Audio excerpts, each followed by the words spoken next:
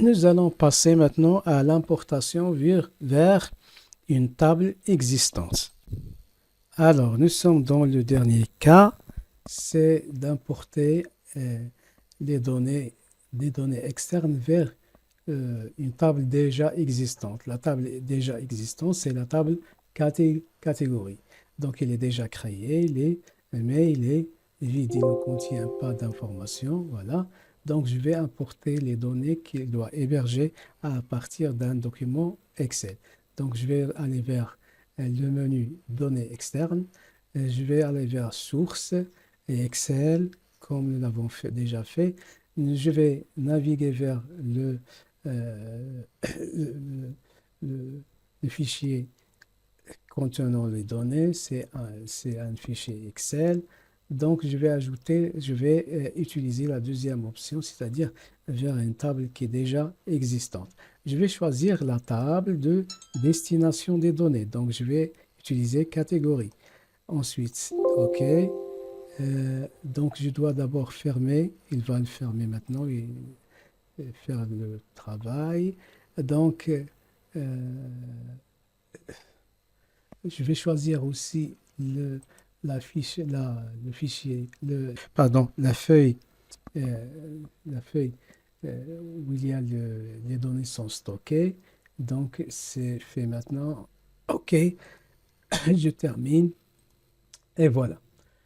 Euh, Maintenant, si je vais dans la table catégorie, vous voyez bien qu'il contient les données qui sont déjà contenues dans la table, dans le fichier Excel d'origine. Voilà, donc je vais vers catégorie. Donc, il contient les mêmes données que le fichier de destination.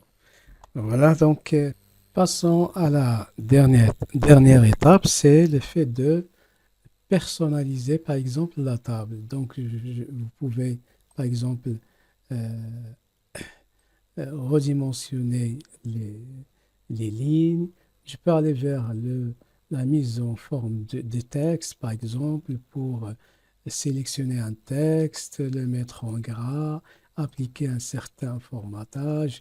Donc, toutes ces options, ils sont disponibles sur Microsoft Access. Donc, pour conclure,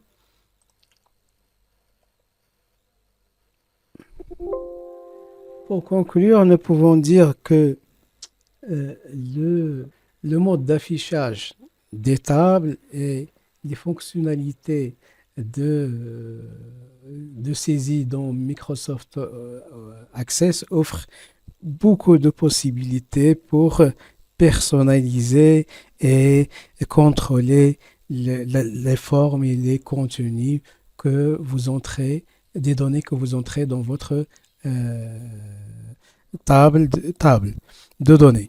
Donc, nous avons découvert là deux techniques pour euh, entrer les données dans une base de données. Nous avons vu comment les saisir manuellement et nous avons vu comment les saisir d'une manière à travers l'importation. Dans la leçon suivante, nous allons voir une autre technique qui consiste à créer des formulaires. Un formulaire, ce qui est un moyen très important dans l'interaction avec une base de données. Merci pour votre attention. J'étais très heureux d'être en votre compagnie et à la prochaine, Inch'Allah.